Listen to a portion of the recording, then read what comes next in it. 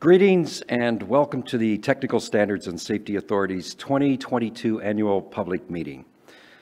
I'm R.J. Falcone, Chair of TSSA's Board of Directors. Bonjour et bienvenue à l'Assemblée publique annuelle de la TSSA. Je suis R.J. Falcone, Président du Conseil d'Administration. Now, before I continue with the proceedings, I'd like to acknowledge that as some of us today are joining from different locations, we are on the traditional territories of many diverse First Nations, Inuit, and Métis peoples. Hundreds of years after the first treaties were signed, those treaties are still relevant today. So we at TSSA are grateful to live and work on this land and would like to show our respect for the contributions of Indigenous peoples and recognize the role of treaty making in what is now Ontario. This Friday, September 30th, is National Day for Truth and Reconciliation. This day of significance was established last year to honor and remember the lives impacted by residential schools in Canada. TSSA will be commemorating National Day for Truth and Reconciliation internally in a number of ways, including an education session with a guest speaker, a donation drive to support First Nation children and communities, and participation in Orange Shirt Day. We encourage all to join us in marking National Day for Truth and Reconciliation by seeking to learn the truth about our history from Indigenous peoples and acknowledging the ongoing impacts of residential schools. I'm very pleased that many of you have joined us today as we celebrate TSSA's safety successes of the past year. We'll also share some of our future plans to advance our transformation to a more modern, outcome-based regulator. This afternoon, we are delighted to hear a few words from Ontario's new Minister of Public and Business Service Delivery, the Honourable Khalid Rashid. You'll also hear an update on TSSA's modernization journey from TSSA's President and CEO, Bonnie Rose. And a little later in the meeting, we'll answer your questions about our safety initiatives. So now I'd like to turn to a practice that we embrace here at TSSA. And that is, at the beginning of our meetings, we take time for a safety moment, which further ingrains a safety mindset into the culture of our organization. Fire spreads so fast, you may have less than 60 seconds to safely escape a fire in your home. There isn't time to figure out how to escape after the fire starts. Develop a home fire escape plan and practice it with the entire household before there's a fire. Everyone needs to know all possible escape routes to get out safely. Make sure someone assists small children, older adults, or anyone requiring assistance. A fast, pre-planned escape is critical to survival. There are no second chances in a fire. Be your family's hero. Plan and practice your escape.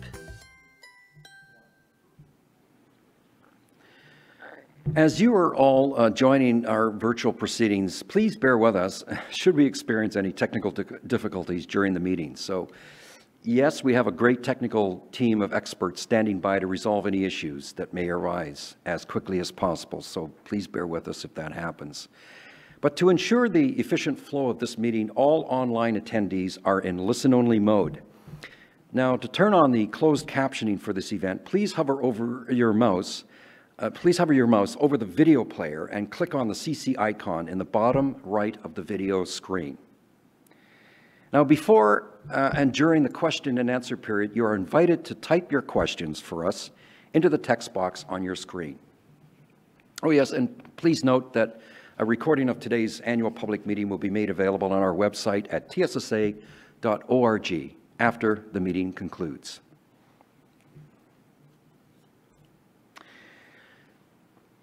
As Ontario's technical safety regulator, TSSA is mandated by the Government of Ontario to implement the Technical Standards and Safety Act and its associated regulations.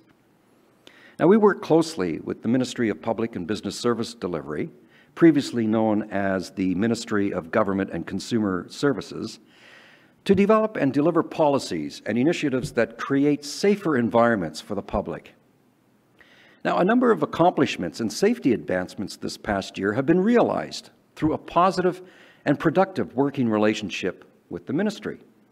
For example, Ontario's agricultural sector marked a new safety milestone last summer when the regulatory exemption that was previously in place for agricultural boilers and pressure vessels was officially lifted by the provincial government. Today, boilers and pressure vessels used for agricultural purposes must be in compliance with Ontario's safety laws. And in addition, the Ministry of Public and Business Service Delivery partnered with TSSA to host an online presentation that provided information on responsibilities and requirements for owners of elevators in residential buildings.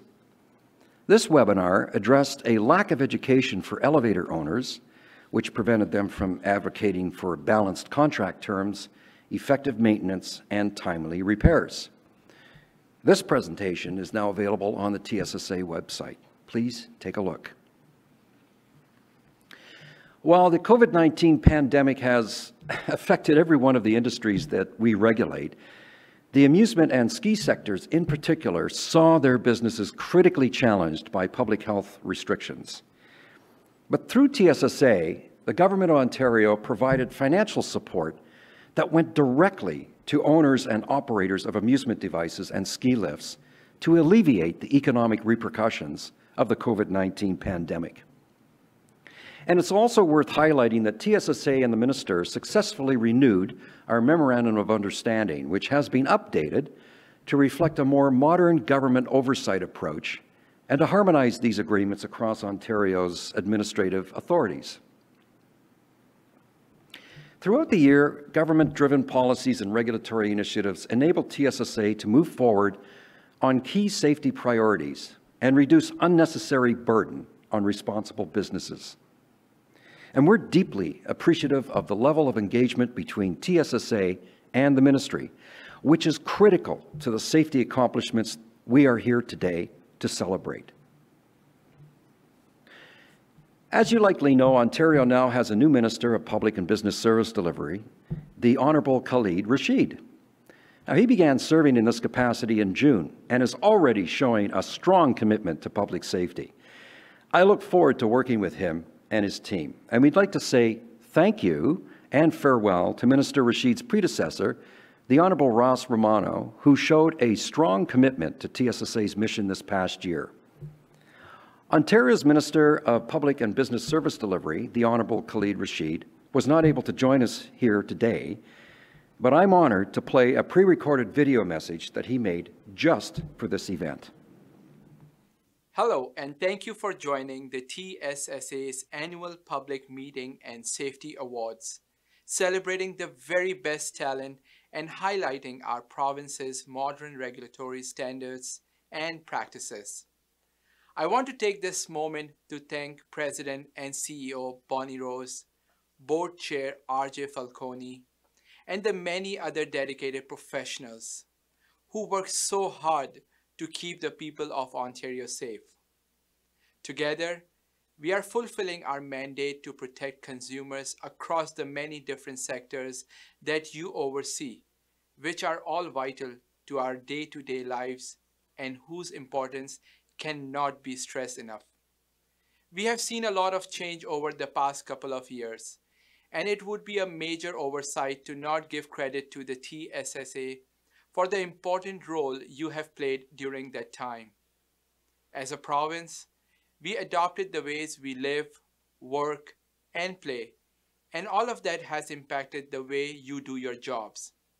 You have also undergone significant changes as a result of the recommendations made by the Auditor General. So I want to particularly commend and thank you for your efforts to meet the expectations outlined in her report. In doing so, you have strengthened your role as a trusted voice and an accountable authority in the eyes of the public and strengthened your ability to deliver on your mandate for Ontarians.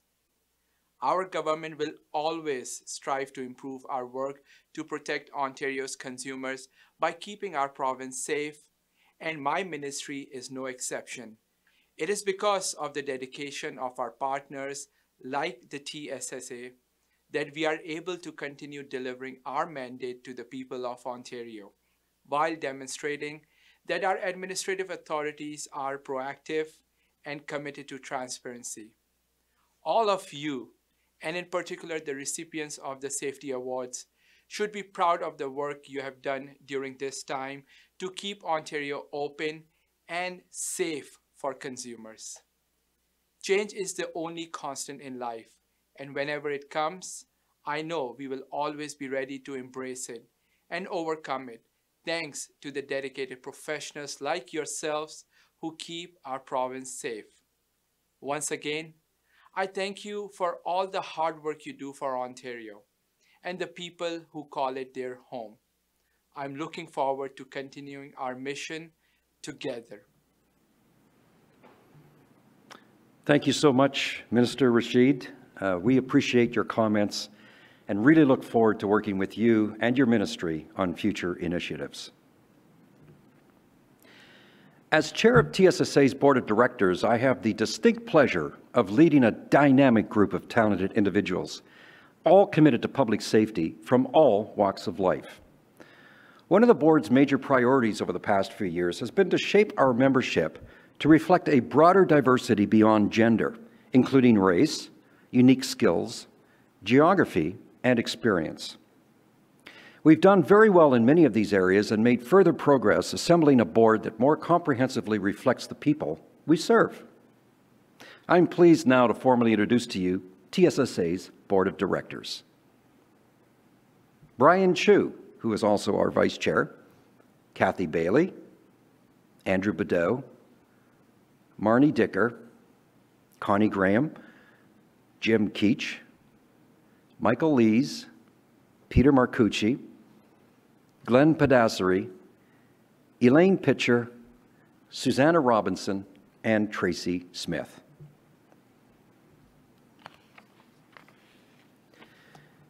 The Board of Directors and I have the great privilege of helping to develop and oversee TSSA's strategic direction.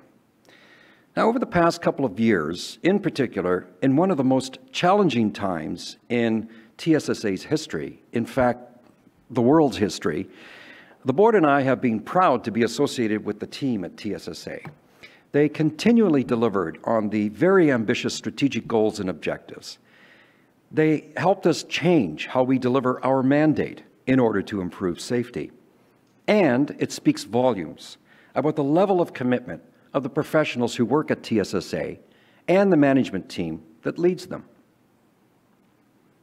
At the end of the past fiscal year, the TSSA team was one of 21 companies honored with a 5-star Safety Culture Award by Canadian Occupational Safety Magazine for their ongoing commitment to fostering a strong safety culture.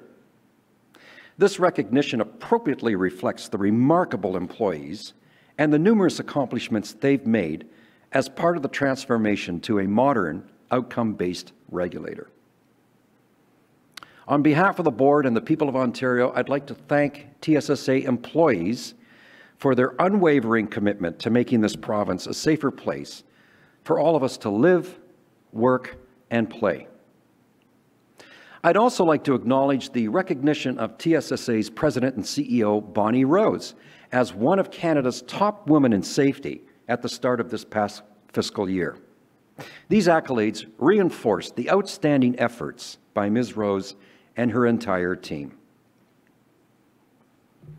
So it is with great pleasure that I now invite Bonnie Rose to share some of the organization's key accomplishments from the past fiscal year.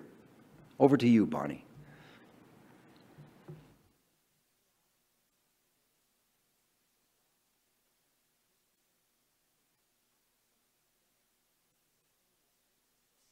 Man, after a year, I still forget to unmute. Apologize to everyone. Thank you very much for your kind introduction, RJ, and good afternoon, everyone. I'm happy you could join us today. Thank you very much for being here.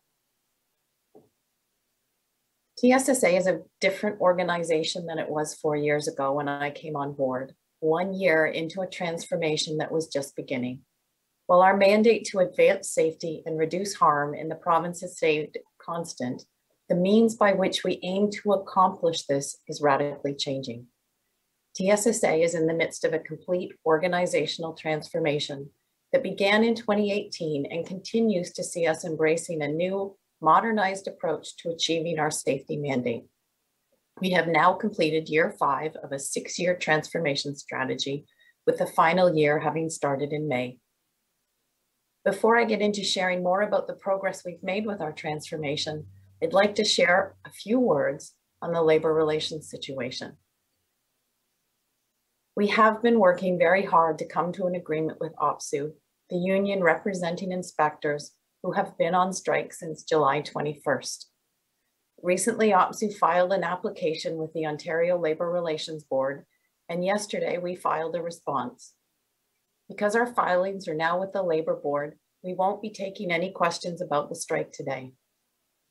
Our objective is to have a fair and reasonable first collective agreement in place for inspectors. We value their work and we treat all our employees fairly. We remain hopeful an agreement can be reached soon, and I'm looking forward to having the inspectors return to work. With inspectors on strike, comprehensive plans that prioritize safety remain in place.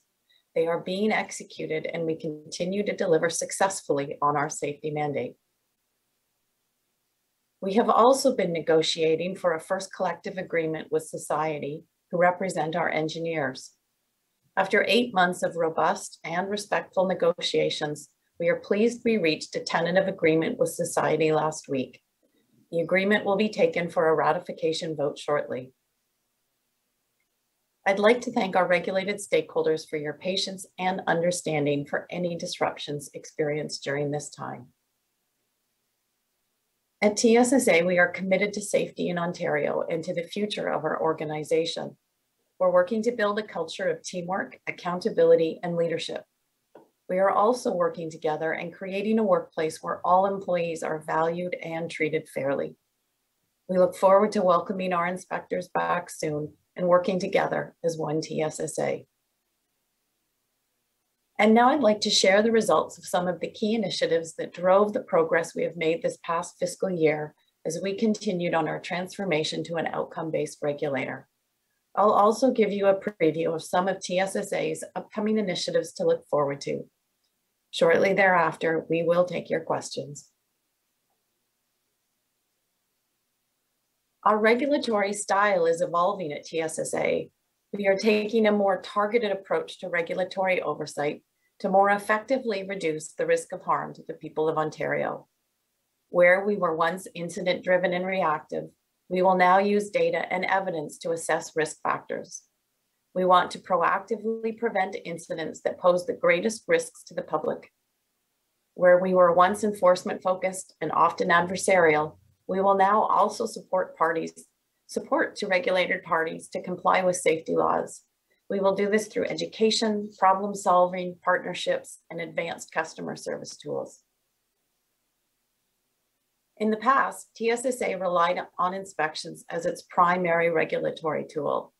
Now we are building a full regulatory toolkit and building on that inspection regime to oversee and promote safety in the province. In the future, we will focus our resources on areas that pose the greatest threat to public safety in Ontario, using all the tools that data and evidence tell us are the most effective. In the move from a compliance-centric regulator to an outcome-based regulator, with a greater focus on harm reduction and improved safety, we are committed to engaging in meaningful activities that reduce burden for the industries we regulate in Ontario. Our journey to become an outcome-based regulator rests on 4 major areas of change: delivering on system and process improvements to ensure we have access to good data, implementing a new business model, using data to improve safety, and shifting to an organizational culture of leadership, accountability, and teamwork. We have made substantial progress in each of these areas through the implementation of several programs and initiatives.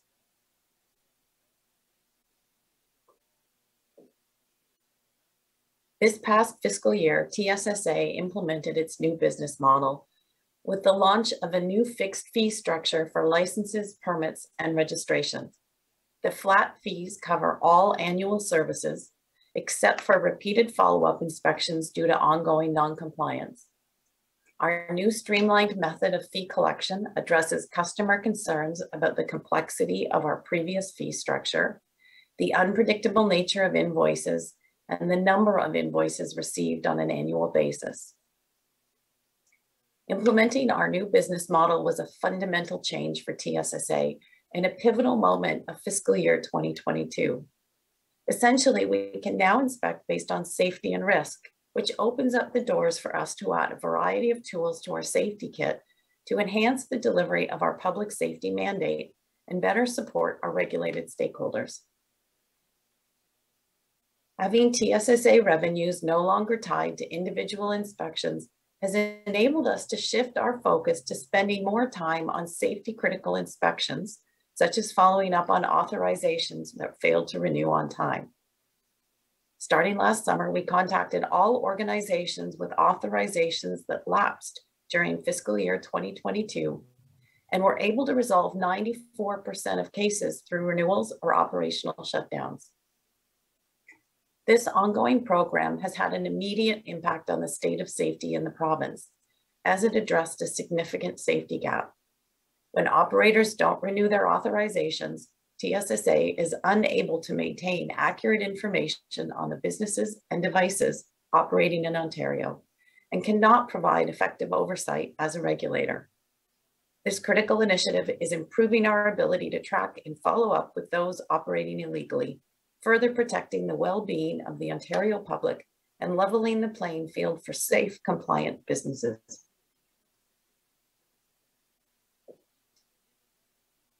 The ability to readily access clean, trustworthy data to make evidence-informed, risk-based decisions is the hallmark of an outcome-based regulator.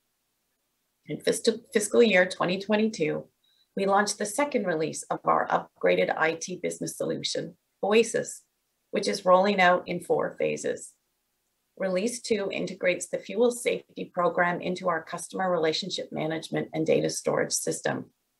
We also completed data cleansing for each of our program areas and put a governance structure in place to maintain the integrity of our data going forward. I am extremely proud of what our organization has managed to accomplish in this area.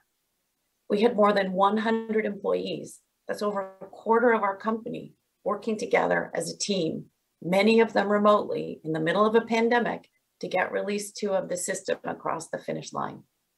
While I never doubted we would make it happen, the team at TSSA never ceases to amaze me. Compliance standards are a key component of our outcome-based regulator transformation. They provide TSSA inspector checklists that clearly define high-risk items and safety tasks for specific devices. We develop compliance standards by analyzing hazards and risks found through inspection and incident history. With valuable input from industry and technical experts, they are evidence-based and data-driven. The Fuel Safety Program launched compliance standards for oil and gas pipelines during the year. Excuse me just for a second.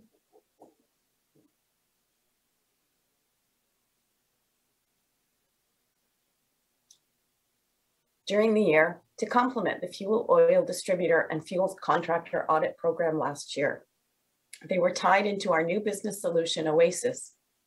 We have developed compliance standards for hydraulic and traction elevators, which will launch later this fiscal year. The compliance standards are made public so that industry knows exactly what to prioritize to reduce the potential for harm. During the year, TSSA used feedback from a variety of stakeholders to define a more consistent and professional brand and determine requirements for a new corporate website that is aligned with our outcome-based regulator transformation. The new website launches in fiscal year 2024 and will make it easier for all stakeholders to find information they require to stay compliant and be safe. Last, but certainly not least, we are prioritizing our internal culture at TSSA because we know that to be truly effective in our transformation, the change must occur from the inside out. To identify and address the common education and training needs across our organization, we created a new education department that will support the enhancement of technical knowledge and ongoing development throughout TSSA. We also continue to invest in our people with more career advancement and cross-functional opportunities for employees. I'd like to take a moment to thank all TSSA employees and acknowledge the immense value they contribute to our organization. Throughout the course of our transformation, TSSA employees, all of them, continue to provide high-level public service to the people of Ontario right across the province, even in the midst of a global health pandemic.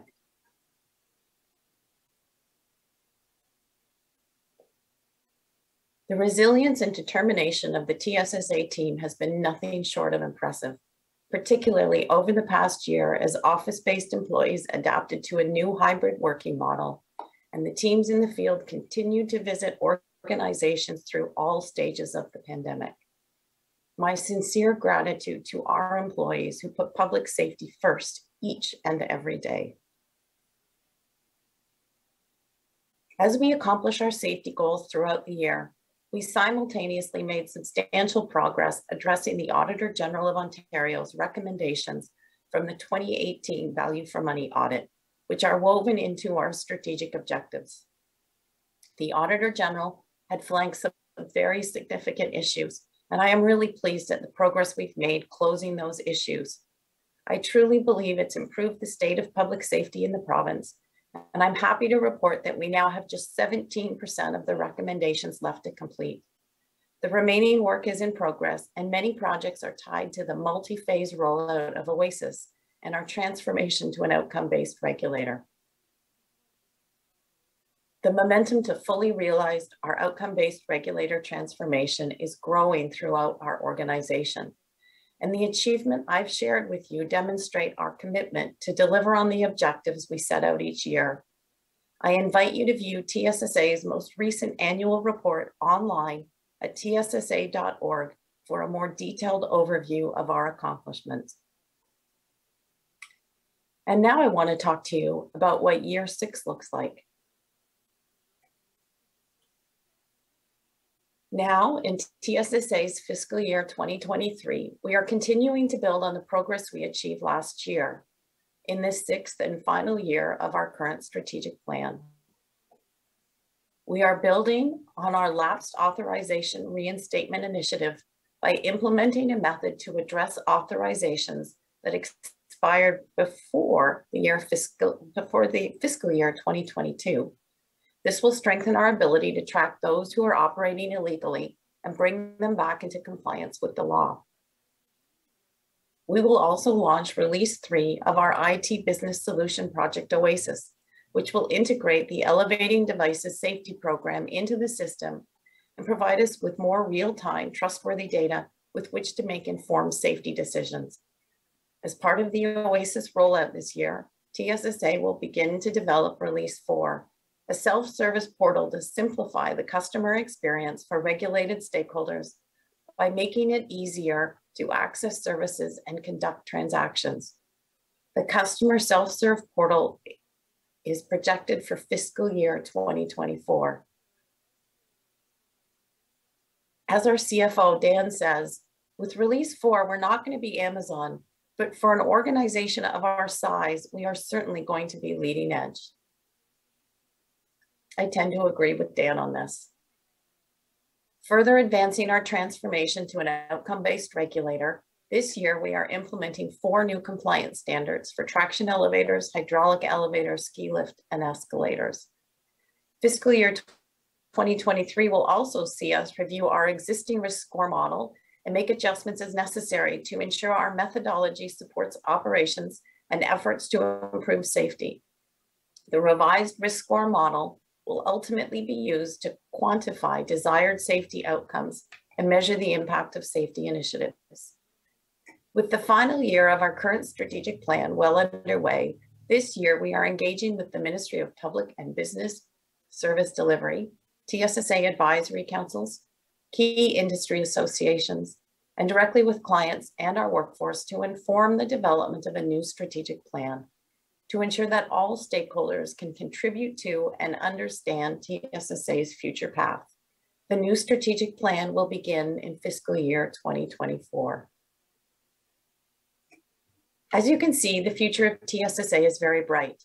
We have better data, systems, and partnerships, and we're improving the safety ecosystem while making it easier to work with us and putting less administrative burden on our regulated clients so they can focus more on safety outcomes. We still have a ways to go, but we've certainly come a long way. To learn more about our upcoming safety goals, you can access our fiscal year 2023 business plan at tssa.org.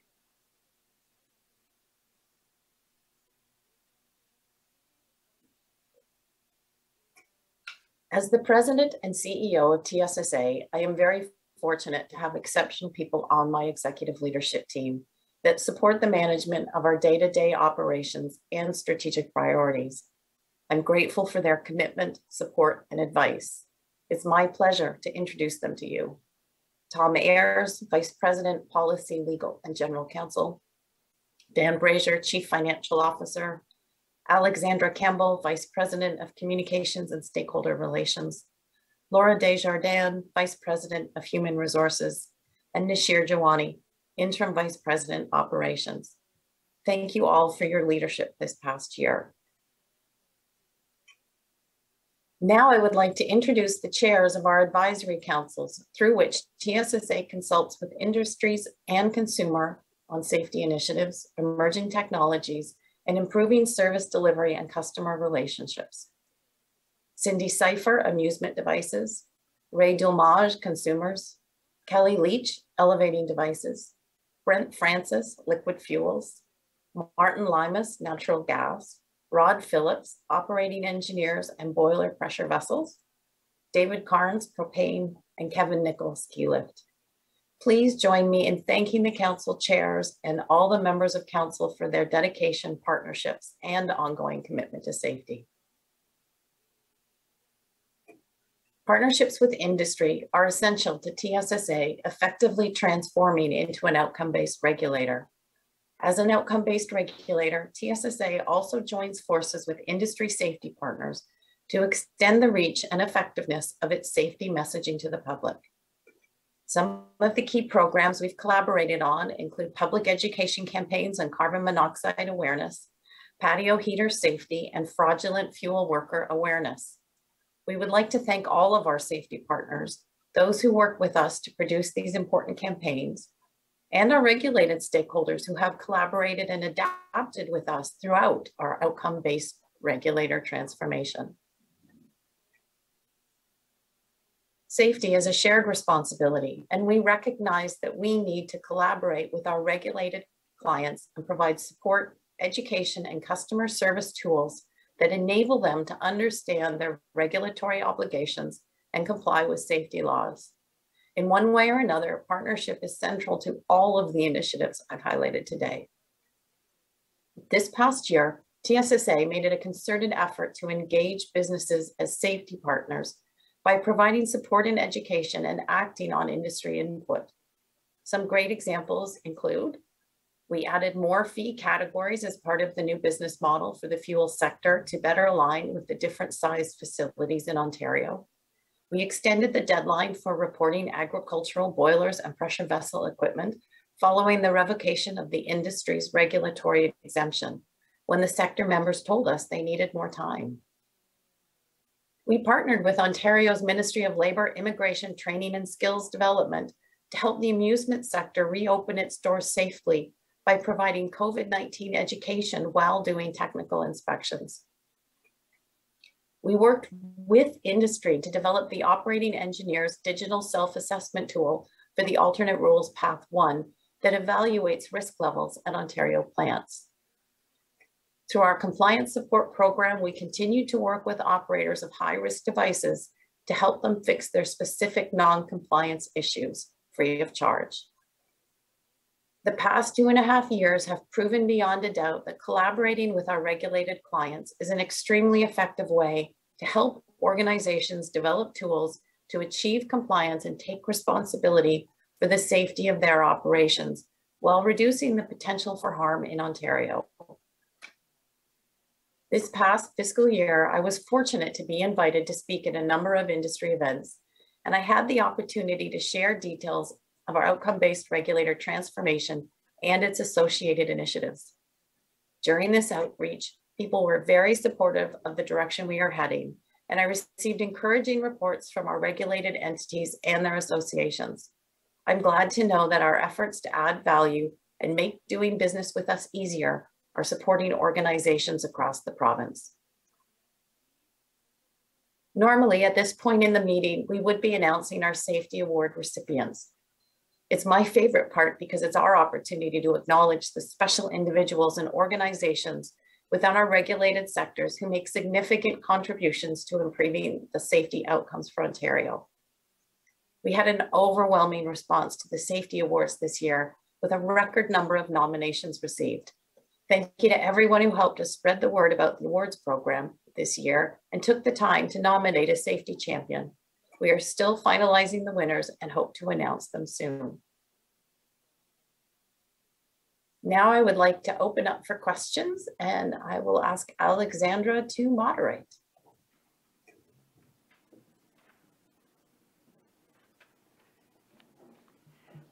Hi, thanks, Bonnie.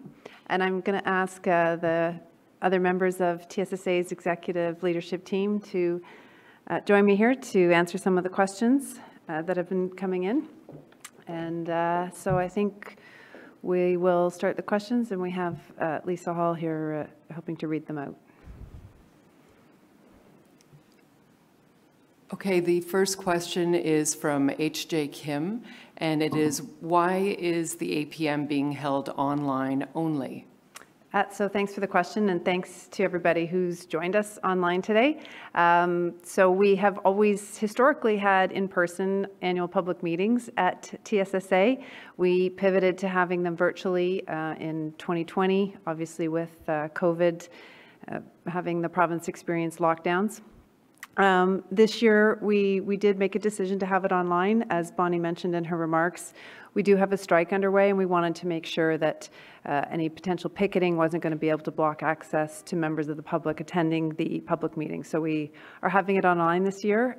Hopefully we'll be back in person next year. I will say the upside since we've moved online is we find actually greater attendance. It makes it more accessible to people who aren't always able to travel to Toronto to come. So I think going forward, we'll actually hope to do virtual as well as in person so that we can make sure we're reaching everybody across Ontario. The next question is from Afsane Gazanche, and it's, when would the inspection service be back to normal? So obviously when the strike is over and all of the inspectors are back at work, we'll be in full business as usual operation, but with our contingency plans in place during the strike, we have been delivering on our safety mandate, but we do appreciate that, you know, some organizations have been impacted, and we do hope the strike will be over soon. The next series of questions are from Dave Witt of Kenny Engineering, Inc. Is there some place we can find out what the current TSSA design review time is for design submissions, elevating devices specifically? Prior to using the prepayment portal, it was communicated back in an email after each design submission to the Elevating Devices program. Just going to hand that over to Dan to answer. Sure. Yeah. So yeah, we did get some of these advanced questions.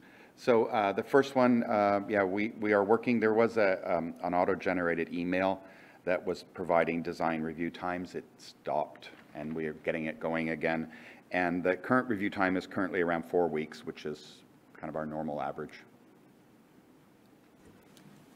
Next question from Dave was, with the new requirement to prepay for services, contractors are prepaying a significant amount with the design submission, as the inspection fee is now bundled with the engineering review fee. Since an inspection cannot be scheduled until the design is registered, and elevators in a building can only be modernized one car at a time, there could be many months between prepayment and completion of the job. Will TSSA consider changing the model to allow prepayment of the engineering fees separately from the prepayment of each inspection fee? So we looked at this question as well. Going back, when we developed the TSSA business model, we did a lot of stakeholder engagement, we got feedback, and they wanted to see, stakeholders wanted to see us simplify processes, reduce the amount of invoices, bundle fees together, and so, that has been successful. But in this particular situation, bundled prepayment fees have been designed to reduce internal and external administrative costs and generate efficiencies in the review process for multiple devices. So in the example here of a 3-car modernization, the engineering review approval for all 3 cars is done at once. And then there might be separate inspections based on when the contractor wants us to come out. So splitting these into separate invoices and doing separate activities really, we don't think that will be beneficial to us or the contractors and just cause extra costs. Next question. Has TSSA considered that some contractors may start using expedited services and splitting submissions into individual cars to minimize the effect of prepayment on their cash flow? Will TSSA engineers be able to handle the additional review time single car reviews could cause, together with additional expedited reviews? So yes, on this one, so we've not seen a change in contractor behavior during this situation. We haven't seen them splitting submissions. But if the industry does choose to submit these separate applications, the cost, the cost of the incremental time spent will result in increased costs to the industry to split these things up. So we don't really recommend that. Additionally, reviews are conducted on a first-in, first-out basis. So, contractors may need to pay rush fees if they start breaking it up. So we don't recommend that. And is there a plan to provide a backup method of submitting to TSSA when the prepayment portal is not working? During the last 3 months, I've experienced 3 occasions where the portal has had problems. Right. So we did put in a new prepayment portal for all of these services, and we experience, we have had some unexpected downtime, which we apologize for. The portal was launched in May, and it did go through a bit of a stabilization period, but the longest downtimes have been 24 hours. So we have got it back up. It's working. The level of downtime is really not that significant right now. It's much more stable. But if there is anything that needs to be done urgently, please call our contact center and they can get information to us. So our call center is 1-833-937-8772, and that's on our website too. The next question is from Nick Bohacharets. Information on the TSSA elevator inspector strike needs to be addressed. As an elevator company owner, this is putting pressure on our business and are putting elevator mechanics out of work due to the strike. So as Bonnie had mentioned in her remarks, we are hoping that the inspector strike is over soon. Our objective is to have a first collective agreement in place, and our contingency plans are ensuring that we're delivering on our safety mandate. We're certainly supporting critical infrastructure. We do understand in the elevating sector there have been some delays in some cases doing inspections, and acknowledge that's happening, apologize that it's happening, and we do hope the strike will end soon. The next question is from Barbara Captain. Why don't you penalize licensed HVAC contractors who install hot water heating tanks in new homes and connect them to outdoor applications like snow melting driveways and sidewalks? Outdoor use is not permitted in manufacturer's specifications. Terrian does not take action if equipment installed by the builder is a rental. The consumer is left on his own. These contractors are supposed to come under your oversight. How is this safe? So Tom, can I pass that on to you? Sure. Thank you. Initial equipment inspections for new installations in new homes are performed by the fuel supplier. The fuel supplier, if there is an issue, it will either take immediate action to red tag the installation and have it fixed, or in the event that there is a problem, they should report it to TSSA. If TSSA receives the reports of problem contractors like that, it will make the appropriate investigation and take the appropriate action. The next question's from Lokesh Lala. As a visitor visa holder, can one get the certificate as a power engineer? To qualify as a power engineer in the province of Ontario, you have to meet two requirements. You have to pass a series of examinations, and you also have to have work experience that's recognized as being appropriate and relevant work experience. If this individual has passed the appropriate examinations and has the appropriate work experience, there's nothing that would prohibit him or her from obtaining a power engineer qualification. But of course, each situation will have to be determined on its own merits in the particular circumstances of that applicant. The next question's from H.J. Kim. How can TSSA deliver proper inspections while so many staff and inspectors have left TSSA? I'm going to assume that that means the inspectors who are on strike. So our contingency plans are in place to make sure we're delivering on our safety mandate. All required inspections are being completed. All inspections related to safety, follow-up investigations on serious incidents, inspecting things that are high risk, and we're minimizing disruption to business and organizations as much as possible. We have supervisors with the right training and qualifications to perform inspections, and we've also working with third-party contractors who also have the qualifications and training to perform inspections. So with those plans in place, we are delivering on our safety mandate and in many areas of our business keeping up quite well with inspection needs. The next question's from Don Jordan. Can you give examples of the comprehensive plans? Industry is falling behind and this plan has not been explained.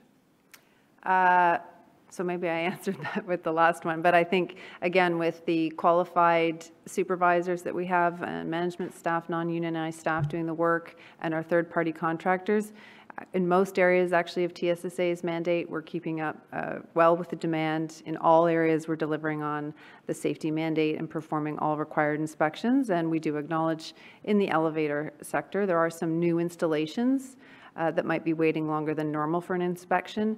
But everybody should rest assured those elevators aren't going into service until they've had that required inspection. And we're certainly prioritizing based on need in terms of, for example, a residential building where there's one elevator, will be prioritized over maybe an office building where 1 out of 8 elevators is out of service and there's still 7 working elevators. The next question's from James McGuckin. When will the portal be open for vendors and owners to send in voluntary compliance directives?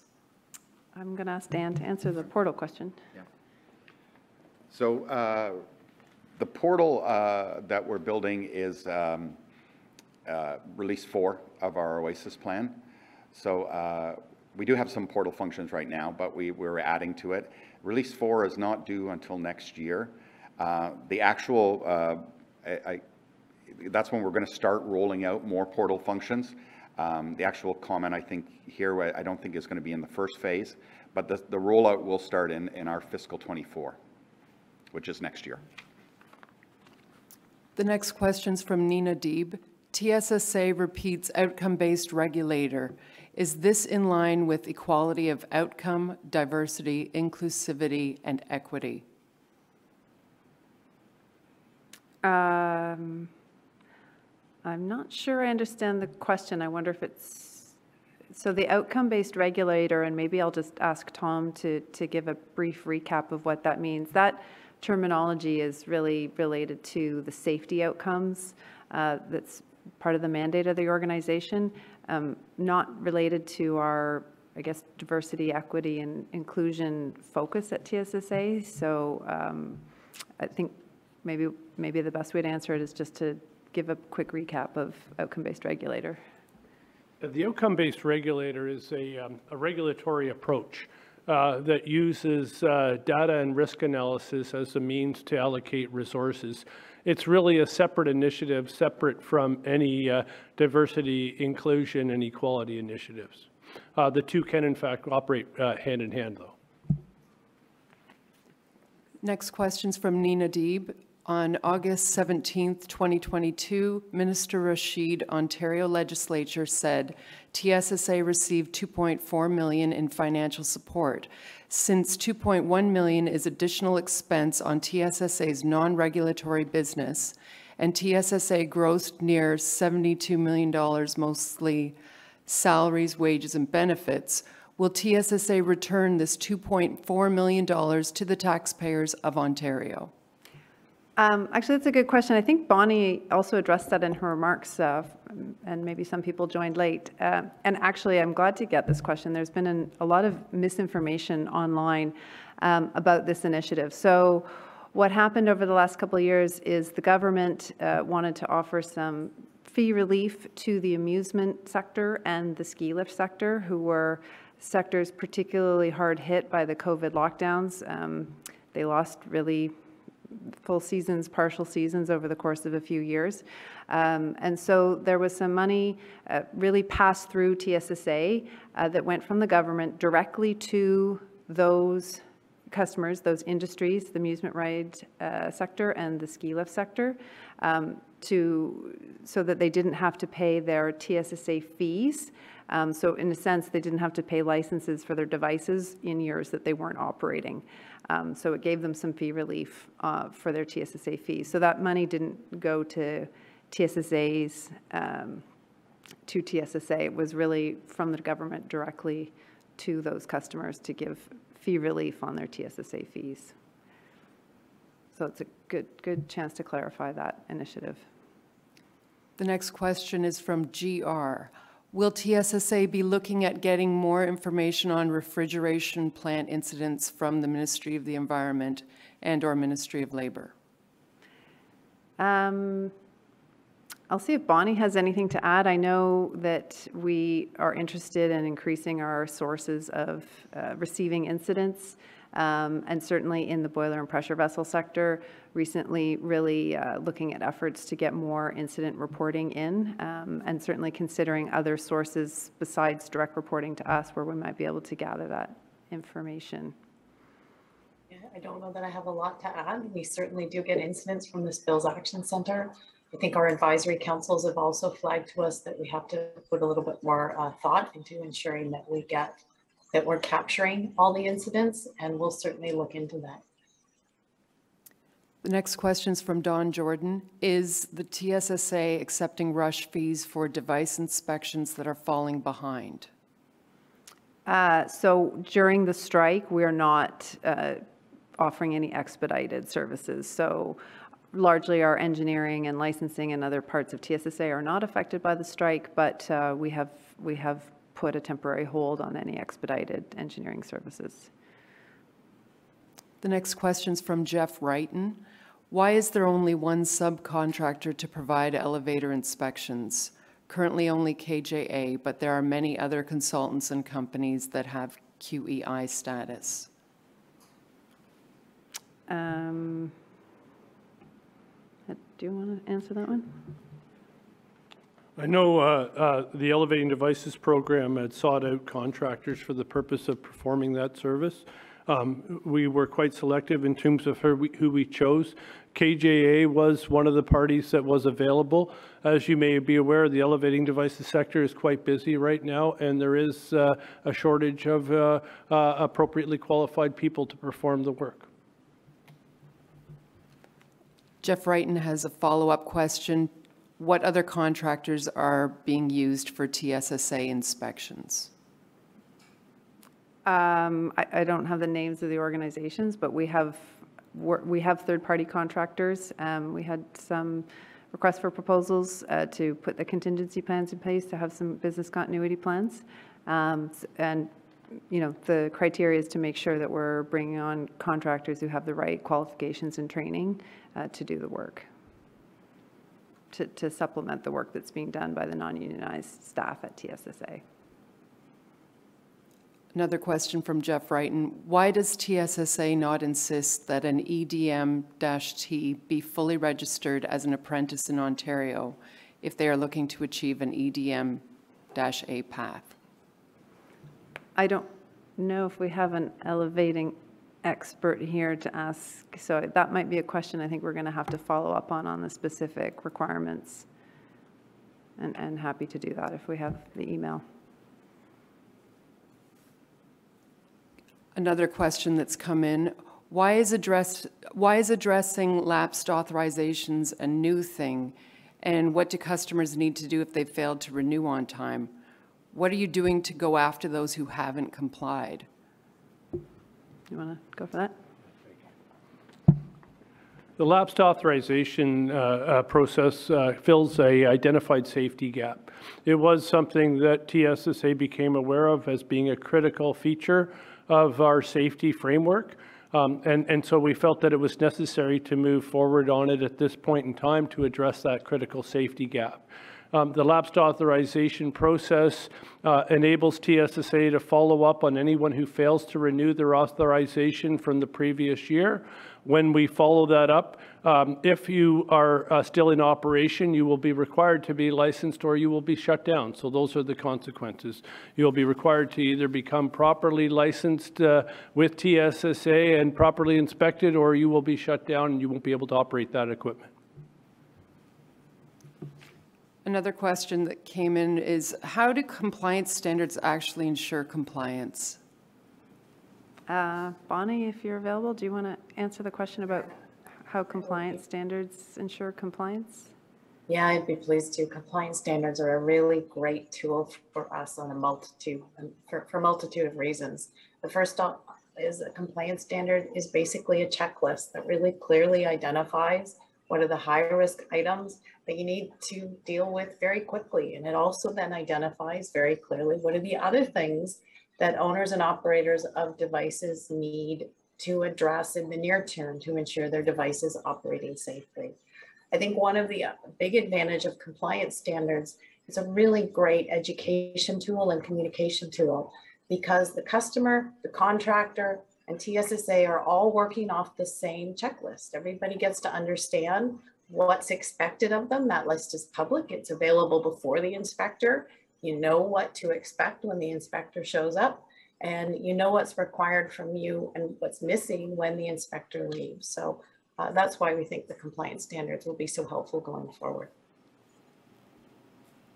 And I think it's 4 o'clock. We have time for one last question, one that's come in from Jessica. How much progress has TSSA made since the Auditor General's 2018 report? Bonnie, do you want to answer the last question about progress on the Auditor General report? Yeah, absolutely. As of the first quarter of fiscal year 2023, 76% of the Auditor General's recommendations have been reported as fully implemented. 2% of the recommendations will not be implemented. 5% of the recommendations are no longer applicable.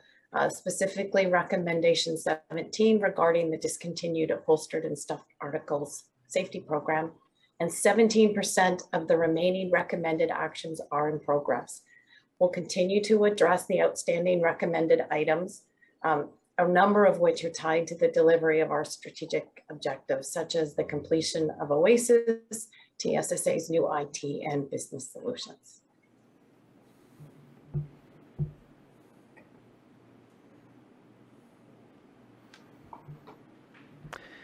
So I want to thank Bonnie for giving us her report, and for all the great questions from all of you, and for the participation from everyone as well. So thank you all for joining us at this year's annual public meeting. It's been a very safe and productive year. Merci à tous de vous joindre à nous dans le cadre de cette assemblée publique qui vient clore une année empreinte de sécurité et de productivité. For a full picture of the state of public safety in Ontario as it relates to the industries TSSA regulates, be sure to check out TSSA's 2022 Public Safety Report, posted online at tssa.org. I hope you can join us again next year to review another positive and progressive year in safety. Keep well, everyone. Thank you very much.